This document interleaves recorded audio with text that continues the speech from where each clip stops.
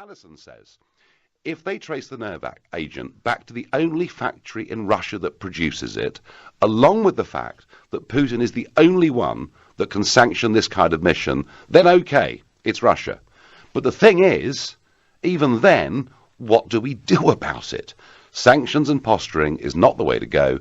Don't poke the bear. I hear they like honey. Well, I've often said, Alison, don't poke the Russian bear. But if it's proved that it is them, then she's got to be pretty tough. I'm convinced, folks, the one real act of leadership that is needed right here, and it's not just this issue, is it? We've got other problems with Russia at the moment. We're kind of back almost to the Cold War. I think she needs to demand a meeting with him. That's my view. Leonard says, we should have been speaking to Russia already, but the damage the politicians and media have done makes it very awkward. Dennis says, can everyone stop pointing the finger at Russia? We have this stuff here in the UK, in Wiltshire. We do, Dennis. It's in somewhere called Porton Down, and the Porton Down establishment is about 4 miles, as the crow flies, from the centre of Salisbury. So Dennis saying, was it stolen from there? We don't yet know the truth. Thomas is calling from Worthing. Good evening, Thomas. Good evening. Also, don't poke the lion with a stick either. I think I hate conspiracy theories. I really do. But, I mean, we've got the development of European army. We've got the potential for another bordering nation to Russia joining the EU. So, I mean, I think the way it is, I mean, everybody in terms of the public will have their opinions on this. The people behind the scenes will have more detailed information, both in this country and elsewhere. I think that Vladimir Putin occasionally sends out a message to, leaders, national authorities, to remind them that Russia is still a massive power and they have the ability to inflict damage. Now, I think it's Thomas, but Thomas, hang on. Mm-hmm. If part of that was the eradication of people they see as traitors, I might follow you. But what has happened here in Salisbury has threatened ordinary civilians as well. Absolutely.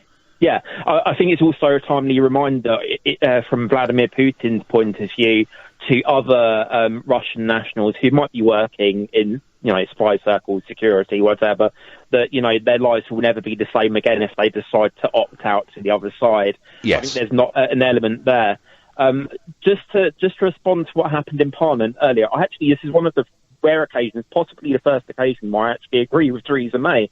Wow. The reason I disagree fundamentally with what Corbyn did, I might disagree with the background of what he was saying, but the point is that he took the opportunity where, bearing in mind there are still 3 people seriously ill in hospital, to score political points off of the Conservatives about something that isn't necessarily. Do you really think he did, Thomas? Do you really think he did?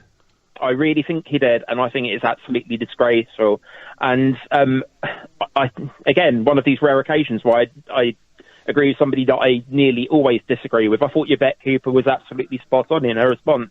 The Parliament needs to be united in this instance. This is a very serious issue. In any other circumstance, we would be referring to this as a terrorist attack, and B, the deployment of a weapon of mass destruction. Well, Thomas, absolutely. I mean, if this could be pinned on an Islamic group or a far-right group, we would be calling it terrorism, wouldn't we?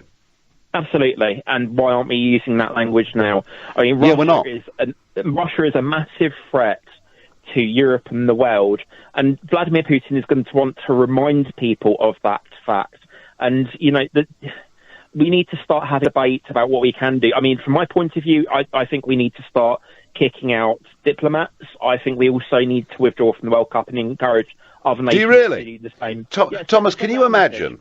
Can you imagine, Thomas, if you right now were to put down the phone, go into the busiest pub in Worthing and say, hang on, lads, quiet for a moment, please.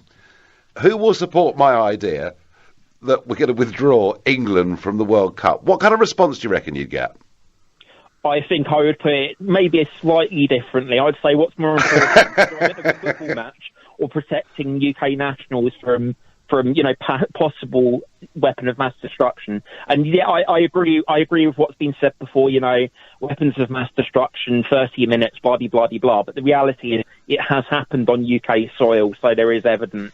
All right, so the answer is, Thomas, then from you, keep tough, Prime Minister, keep going. Absolutely. All right, smashing. Thank you very much indeed, Thomas, for your point of view. Yeah, there are some very, very strong passions in all of this.